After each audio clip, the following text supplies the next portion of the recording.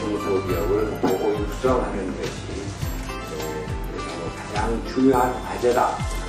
대마법이라든가 이런 제도나 법이 통과되면서 과거에 필수적인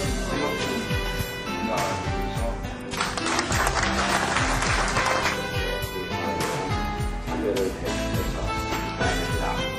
제가 어디 기관을 방문하고 단체를 방문하고 중소기업의 시대, 중소기업의 동방상정이 그 시기 지배하는 시대를 한번 만들어주시면 어떻겠나 그런 뜻이. 이제는 중소기업을 도와달라, 지원해달라 이런 것보다는 중소기업이 노력한 만큼의 어떤 정당한 대가 지불이 필요한 게 아니냐라는 게 중소기업의 의견이고, 또 중소기업이 잘 만들어 놓은 업종에 대한 사항을 대기업이 침범을 안 했으면 좋겠다. 이런 쪽의 상황이고, 중소기업이 할 수 있는 업종에 대한 것은 중소기업에 맡겨놓고 대기업은 세계로 국제 경쟁력이 있는 쪽으로 나가는 게 좋겠다라는 게 중소기업의 현실적인 의견입니다. 꿈꾼 얘기를 지금 한 겁니다. 어디를 가냐고 물어보니까 저 대기업이 없는 나라로 간다고 하면서 가시더라고요. 그래서 저도 같이 가자고 해가지고 같이 가다가 저 꿈을 깬 일이 있습니다. 네, 제가 어느 정도 그러한 꿈을 꿀 정도로 이 대기업과의 관계가 정말 우리 중소기업과 묘한 관계가 있다는 것을 좀 말씀드리면서 제가 지금 처해 있는 상황을 간략하게 좀 설명하겠습니다. 저 오늘 아침에도 여기 오기 전에 저희 회원 하나가 지금 폐점을 하면서 쇼케이스, 냉장고 등등 정리하는 그 모습을 보면서 지나왔습니다. 근데 먼저 김영환 의원님께서 지난번에 많이 애쓰셔가지고 상생법, SSN법을 통과시켜 주셔서 좀 주춤하고 있는 건 사실입니다. 그러나 그 SSN법이나 상생법이 제대로 발의를 하기 위해서는 그 애적인 요소들을 좀 정확하게 판단을 하셔서 좀 해주셨으면 하는 바람입니다. 왜냐하면 이 SSN법이 통과됨으로써의 또 피해를 보는 그런 상황들이 또 벌어지고 있거든요. 그거는 뭐냐면은 통과되고 나서의 그 여러 가지 그 해결의 문제들을 정확하게 좀 인식들을 좀 해주셔야 되는데, 지금도 그 SSN법은 통과되었어도 대기업에서는 계속해서 입점을 하고 있다는 데 문제가 있습니다. 편법, 탈법 적용을 해가지고요. 민주당의 박선수 의원님께서 발의를 하셔서 이 대규모 소매업에 대한 어떤 그 법 제정이 정무위원회에 계류가 되어 있는 걸로 알고 있습니다. 또 마침 이 법안은 여야 관계없이 한나라당에서도 그 이상철 의원께서 발의를 지금 해놓으신 상태입니다. 그래서 좀 그 대표님께서 또 민주당에서 좀 주도적으로 이번에는 지금까지 공정거래위원회에서 대기업 유통들이 벌금 1,000억 맞고 이익이 1조 나면은 계속 불공정하게 하는 거죠. 그게 지난 20년, 30년 동안의 어떤 관행이니까 이번에 꼭 국회에서 좀 법사위에서 빨리 이 대규모 소매업에 대한 법 제정을 될 수 있도록 좀 민주당에서 좀 각별히 관심 가져주시기 바랍니다. 소통의 문제 해결을 위하여 민주당과 중앙회가 중심이 돼서 가칭 중소기업 공동정책위원회라든가 이런 상설기구를 한번 발족하면 어떻겠느냐, 이런 결의를 제가 드립니다.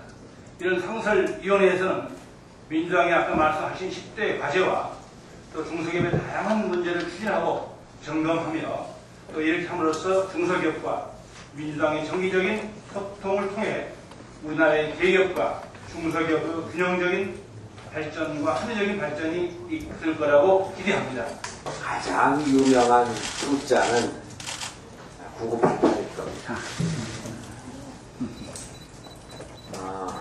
그런데 실제로 정확하게 숫자를 세어봤더니 기업체 수가 99%가 좀 넘는 것 같아요. 99.2%인가 되는 것 같고, 고용인원은 88은 조금 안 되는 것 같고 한 85% 정도 되는 것 같습니다.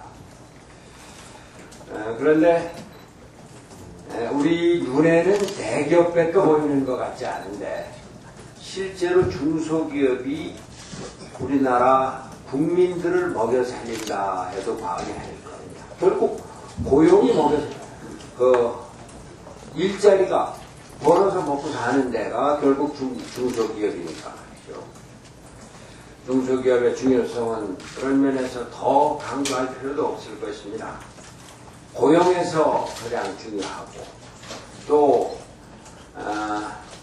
우리나라 수출기업이 효자다, 수출 대기업이 효자다 하는데 중소기업에서 부품 공급을 해주지 않으면은 대기업이 존재할 수가 없다고 하는 면에서 중소기업의 중요성 또한 더 이상 강조할 필요가 없을 것입니다.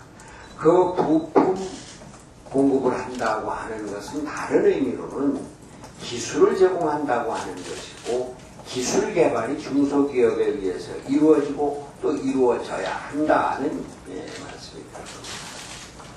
그리고 중소기업의 중요성은 우리 일상생활에 가장 가까이 접하는 것이 특히 유통, 서비스를 중심으로 한 중소기업이 될 것입니다. 일상생활을 직접 지배하고 있는 것이 중소기업입니다. 그러나 이 중소기업이 요즘 어려움을 많이 겪고 있습니다. 잠깐 인사를 하는 중에도 벌써 말씀을 하셨습니다만 아까 두 연식품 회장님께서 인사를 하면서 잘 좀 돌봐주십시오 하는 말씀. 두 곳까지 대기업이 침범을 하고 있으니 중소기업이 살 자리가 어디에 있으며 일반 서민들이 살 자리가 어디 있겠는가 바로 그겁니다. 과연 이렇게 대기업이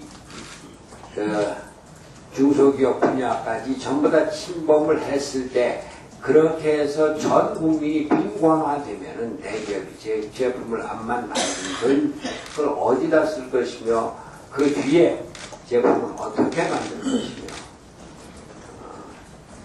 어떻게 존속할 것인가 장기적으로 생각을 해보면은 지금 요즘에 대기업과 중소기업 관계에서 재살 깎아먹기, 재닭 잡아먹기 결코 경제 건강 건전화를 위해서도 도움이 되지 않을 것입니다.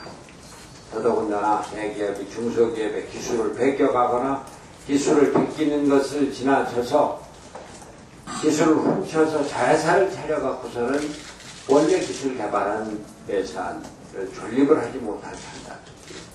또 중소기업에서 양성한 기술 인력을 빼가서 중소기업의 존립 근거를 없애는 일, 이것은 결국은 우리 경제의 기반을 무너뜨리는 일이라고 하지 않을 수가 없습니다. 저희 민주당이 중소기업의 육성 발전을 위해서 제 역할을 할 수 있도록 좋은 말씀과 지혜 주시고 격려 주시기 바랍니다. 대단히 감사합니다.